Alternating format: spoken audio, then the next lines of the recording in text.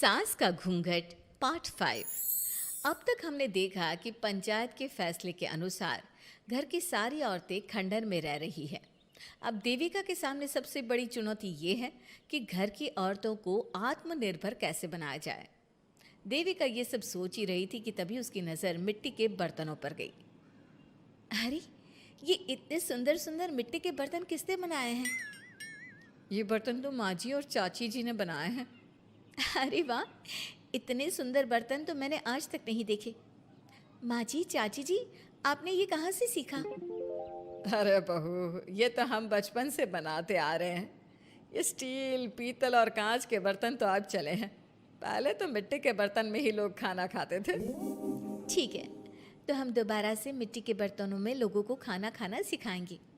वीना दीदी और सुजाता भाभी, आप दोनों बताओ, आप दोनों को क्या क्या आता है?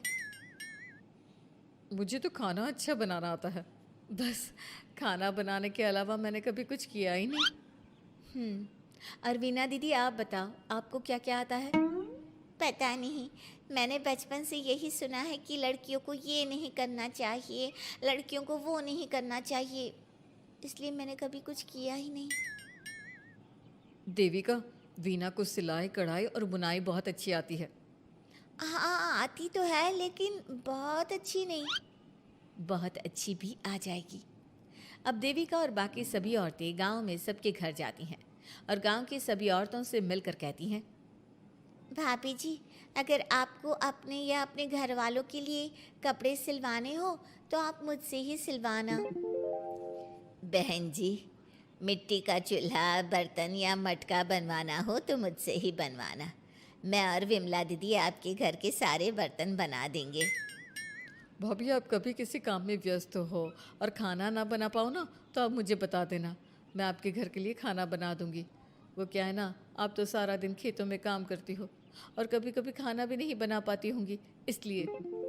इस तरह घर की औरतें जी जान से अपने अपने कामों में लग जाती है।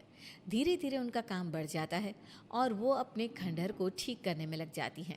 वहीं दूसरी ओर घर के सारे आदमी घर का काम संभाल नहीं पा रहे थे। अरे भाई कल्याण, चाय तो पिला दे। जमाना हो गया अच्छी चाय पिए हुए। आप भी ना घर के दामाद से क्या क्या काम करवाते हैं। अभी लाता हूँ चाय। कल्याण, तुम दामाद नहीं बेटे हो, इसलिए इस घर के सुख दुख, घर के काम और बाहर के कामों में तुम्हारा सहयोग तो होना ही चाहिए ना। इतने में कल्याण चाय बनाकर ले आता है।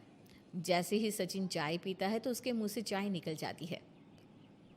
जीजा जी, ये क्या बनाया है, इतनी कड़वी चाय? इससे अच्छा तो करेले का जूस होता है।